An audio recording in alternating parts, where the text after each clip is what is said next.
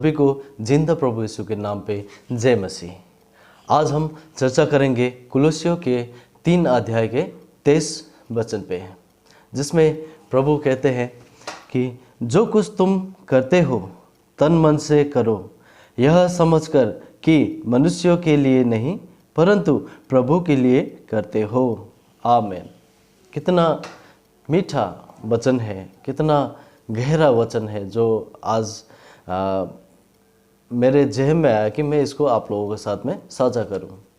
यहाँ प्रभु कहते हैं कि जो कुछ भी हम काम करते हैं, कुछ भी हम करें, तो वहाँ क्या होना चाहिए, अपना दिल पूरी तरह समर्पित करके हमको क्या करना पड़ेगा, वो काम करना पड़ेगा, ताकि हमें उस काम का श्रेय अच्छा मिले। हम आजकल दुनिया में क्या करते हैं, हम मनुष्य को लुभाने के लिए काम करते हैं। ये जो सांसारिक जीवन है, ये पूरी तरह आजकल मनुष्य को लुभाने के लिए काम करते हैं, दूसरों के से बड़ाई पाने के लिए काम करते हैं। लेकिन हम ये चीज़ भूल जाते हैं कि हमें वास्तव में क्या चाहिए, प्रभु के लिए काम करना चाहिए। प्रभु का आशीष मिलना, प्रभु से पुरस्कार मिलना जो है सबसे महान होता है। कभी भी लोग क्या करते हैं, आजकल जिस तरह हम सब भी यही है एक्चुअली, संसार का नया रीति रिवाज है कि हम सोशल मीडिया में डालते हैं। एक्चुअली ये मैसेज भी अगर सोशल मीडिया नहीं होता तो आप तक में पहुंचा नहीं पाता। फिर भी बिना काम का भी लोग इसे इस्तेमाल करते हैं। किस तरह, मान लीजिए इंस्टाग्राम में फ़ोटो देखा, दिन में हम 50 बार फ़ोटो पोस्ट करने के बाद, अपलोड करने के बाद हम दिन में 50 बार देखेंगे कि किसने मुझे क्या कहा, किसने मेरे फ़ोटो को लाइक किया। और इसी तरह हम फेसबुक ये वगैरह भी यूज़ करते हैं। लेकिन वहाँ जो लोगों को हम जानते नहीं हैं, फेसबुक में जिस लोगों को हम जानते नहीं हैं, उनके एक नेगेटिव कमेंट पे हम उसके साथ लड़ने लग जाते हैं। हमें ये नहीं पता होता है कि वो कौन है, फिर भी हम फिर कोई फॉरेन का बंदा जो, या अमेरिका का बंदा मान लीजिए, वो अगर हमारे फ़ोटो को लाइक करता है तो हम यहाँ इंडिया में बैठ के खुश हो जाते हैं, जबकि हमें ये नहीं पता है कि वो कैसा आदमी है, कौन है, उसका क्या नाम है, ढंग से ये भी पता नहीं होता है, और हम यहाँ फालतू में खुश होते हैं बिना काम का। तो कहने का तात्पर्य ये है कि हम लोगों को लुभाने से अच्छा अगर परमेश्वर को लुभाएं तो परमेश्वर हमें एक अनंत जीवन, एक अनंत खुशी का मार्ग देंगे। मैं एक कहानी को बोल के इस वचन के साथ, इस पवित्र वचन को एक कहानी के साथ में जोड़ना चाहता हूँ। एक दिन एक क्रिश्चियन समाज का मीटिंग था, फंक्शन था। एक क्रिश्चियन समाज का फंक्शन में वहाँ ढेर सारे कार्यक्रम थे, जैसे स्पोर्ट्स था, उसके बाद में सिंगिंग कंपटीशन, गाने का प्रतियोगिता था, उसके बाद में फुटबॉल वगैरह खिलाया जा रहा था। तो सारा कार्यक्रम ख़त्म होते होते फाइनली क्या है, प्रभु की स्तुति का क्या था, गाना प्रदर्शन करने का, गाना गा के लोगों को क्या करने, फिनिशिंग करने के लिए, मतलब सिंगिंग कंपटीशन जो है सबसे लास्ट में रखा हुआ था। तो अलग अलग कलेसिया के लोग आए थे, अलग अलग चर्चों के लोग आए थे। तो अलग अलग चर्च और अलग अलग कलेसिया के लोग में से जो अव्वल होता है, जो बेस्ट सिंगर होता है, उन लोग को छान के रखा गया था। तो प्रतियोगिता शुरू होती है और लोग गाना गाने लगते हैं। पर बीच में एक ऐसा लड़का आता है जो आने के बाद में जब वो गाना शुरू करता है, बहुत मीठा स्वर में गाता है, लेकिन उसके जो पर्टिकुलर बंदा था, उनके जो एक्शन नहीं थे, कोई बॉडी में रिएक्शन नहीं था, एक्सप्रेशन नहीं था। उसने एक ही काम किया, वो ऊपर ईश्वर को छत में, जो हॉल का छत में इस तरह देख के वो गाना गाना शुरू किया, और कहीं दाएं बाएं वो नहीं देखा। तो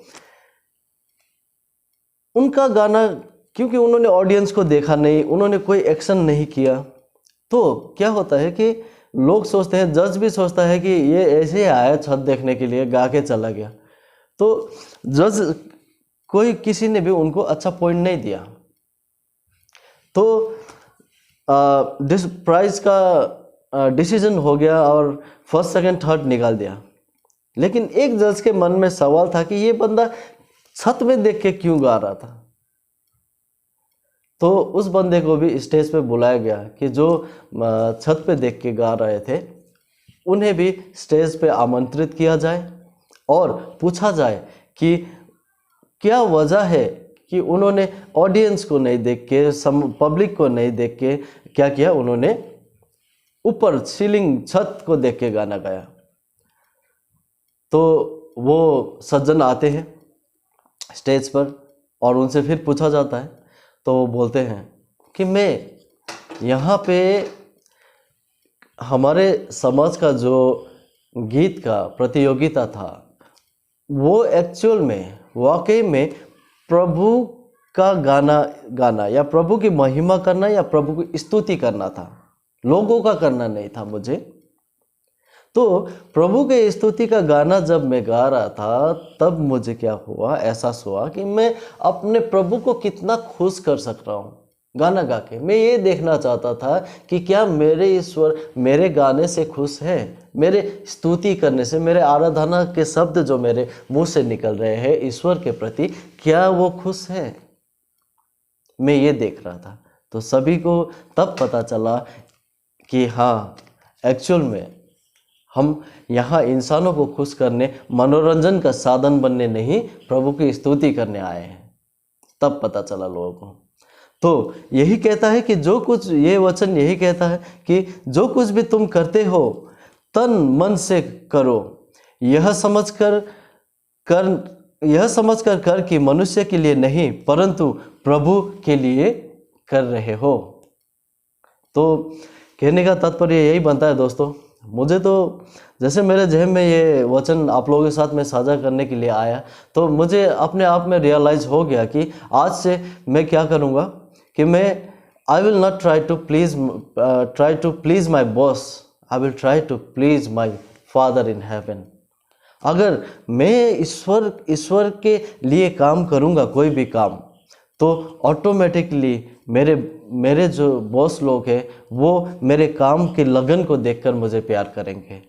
मैं पर्टिकुलर एक बॉस को या मेरे कलीग्स को प्लीज़ करने के लिए मैं कभी भी क्या नहीं करूँगा। आज से मैं वादा करता हूँ कि मैं ऐसे ज़िंदगी में काम नहीं करूँगा। मेरे जीवन में आज ये जो मैंने वचन पढ़ा है ये इसको मैं इम्प्लीमेंट करूँगा, अमल करूँगा।